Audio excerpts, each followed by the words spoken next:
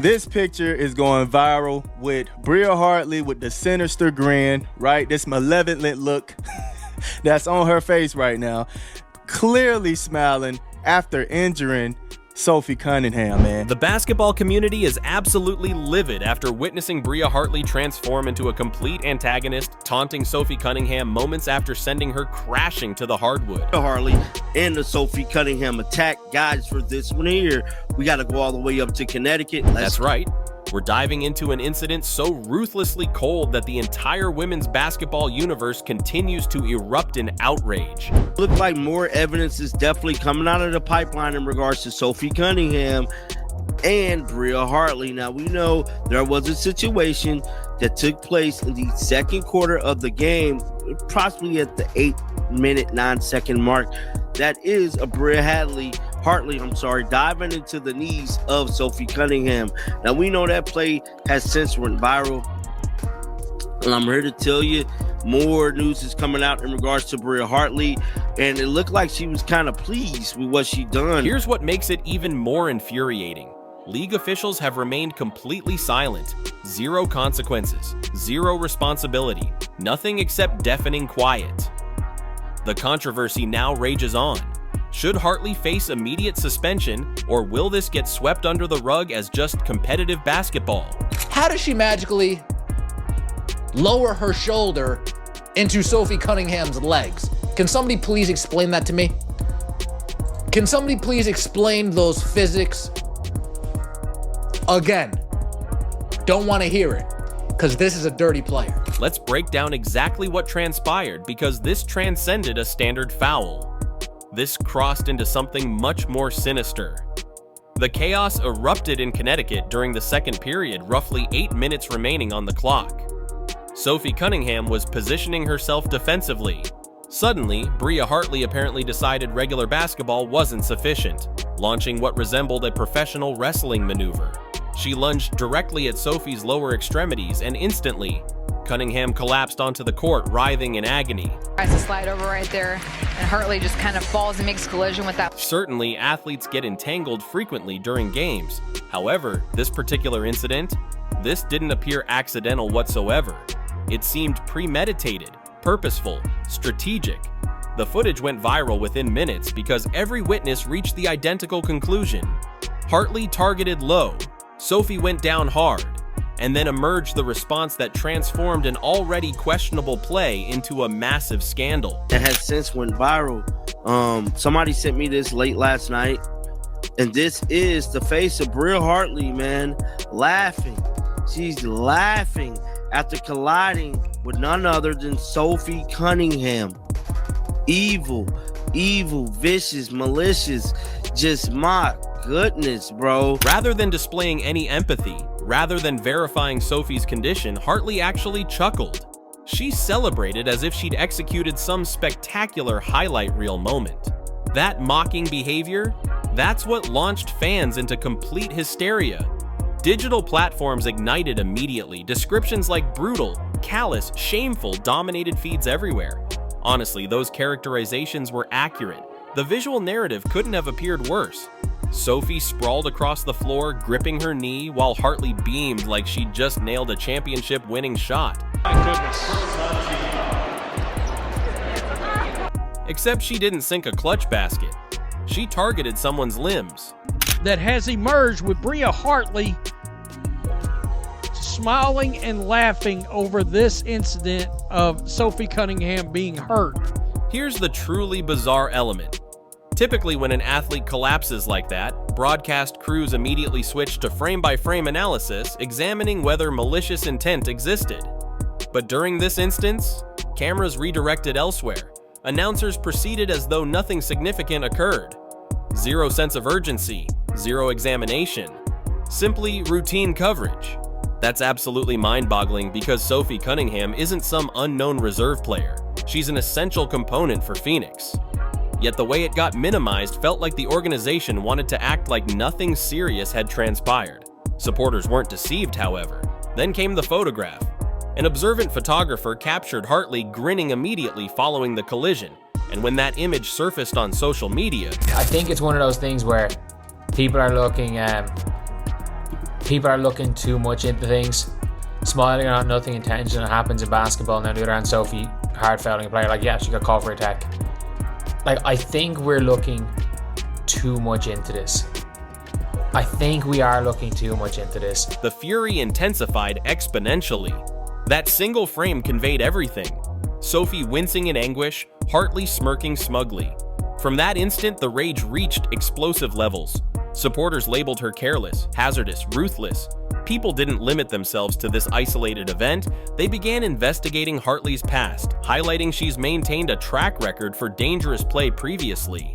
To them, this wasn't a singular error. It represented merely the newest installment in an ongoing pattern. Meanwhile, league leadership maintained their silence. Where was Commissioner Kathy Engelbert? The executive who consistently penalizes players for referee criticism suddenly had zero commentary when one athlete nearly ended another's livelihood. That quietness? Absolutely thunderous. Fans recognized it, and they weren't hesitant about denouncing it. Sophie's relatives weren't staying quiet either. Her sibling voiced concerns. Her mother posted online, branding Hartley an embarrassment and characterizing her as reckless regardless of which team she represents. You know what? That struck powerfully. Because when it transcends basketball, when family members witness their loved one getting injured then ridiculed, it resonates differently. And Sophie herself? She didn't launch into lengthy criticism, but she quietly shared her sister's statements. That simple action carried weight. It essentially meant Sophie declaring, "Absolutely, my family speaks truth. I support them completely." Since Sophie typically avoids social media drama, fans interpreted that seriously. This entire debacle also highlights glaring issues with how the WNBA manages discipline, or completely fails to. We've witnessed elbows flying, aggressive shoves, cheap shots disguised as physical fouls. What typically results? Minor financial penalties, perhaps a caution. Almost never suspensions. The organization appears petrified of establishing firm boundaries. But here lies the core problem. When you refuse to establish limits, players continue overstepping them. Today it's Sophie Cunningham's knees. Tomorrow it might be Caitlin Clark, Aja Wilson, or Brianna Stewart. If one of the league's premier talents gets injured because it's simply competitive play, the WNBA's expansion narrative crumbles immediately. Speaking of Caitlin Clark, her situation heavily influences this discussion. As a first-year player, she endured more aggressive fouls than anyone. Supporters protested. Experts protested. Now in her sophomore season, it continues happening. The league has permitted a mentality of, if you can't contain her, hurt her, to flourish without consequences. Hartley's attack on Sophie emerged from identical thinking. Eliminate your competition physically. If the organization won't discipline it, why discontinue? That's how superstars lose prime years from their careers. That's how supporters lose confidence in the product. That's why people are directly challenging Engelbert. The contradiction is absolutely staggering. Players receive fines for criticizing officials, but an intentional knee attack followed by mockery? Complete silence. Defend the referee's emotions but not the athlete's physical safety? Fans aren't accepting it. Naturally, some individuals rush to support Hartley, arguing Sophie Cunningham isn't exactly innocent herself, that she competes aggressively, that she irritates opponents. But let's be realistic. There's an enormous distinction between verbal sparring or intense physical basketball and deliberately targeting someone's knees. One represents competition, the other threatens careers. Pretending they're equivalent is offensive. Even Phoenix head coach Stephanie White attempted diplomatic responses, stating her players are quality individuals and unselfish teammates. That's standard coaching rhetoric. But it doesn't eliminate what supporters witnessed directly. Sophie's family didn't sugarcoat anything. They expressed what countless people were thinking. Hartley competes recklessly, and the league remains indifferent. Currently, the WNBA faces a critical decision point. Either they suspend Hartley to establish precedent, or they disregard it and allow this culture to continue growing. Let's be honest. If Caitlin Clark had been the target, punishment would have happened instantly. That inconsistent standard is what infuriates fans most. All attention now focuses on league leadership. Supporters are furious, outspoken, and refusing to retreat. Hartley's mocking expression has transformed into the representation of everything problematic with WNBA discipline. If Engelbert doesn't respond, that image will persist like a permanent mark on the organization's reputation. The consequences? They're expanding daily. This no longer concerns just Hartley versus Cunningham. It's about WNBA perception overall. When supporters see a player get targeted and the league dismiss it casually, the message becomes clear: we're indifferent. Nothing destroys fan dedication faster than believing athletes aren't protected. That's particularly risky now because the WNBA is finally capturing new audiences, sold-out venues, record-setting television viewership, the Caitlin Clark phenomenon. But those same new supporters also witness the negative aspects. Clark absorbing elbows, Sophie getting hit low, and players laughing about it. If casual fans begin considering the league unsafe, they'll abandon it. Then there's the political dimension. Stephen A. Smith suggested that Donald Trump might even intervene in this situation. Imagine that! The former president demanding federal investigation because the WNBA can't regulate itself. That's not progress. That's national humiliation. If Trump becomes involved, it won't just concern basketball anymore. It'll escalate into politics, race, gender, and cultural conflicts. Ignoring this won't make it vanish. Social media ensures moments like this exist permanently. That image of Hartley grinning while Sophie grips her knee? That's never disappearing.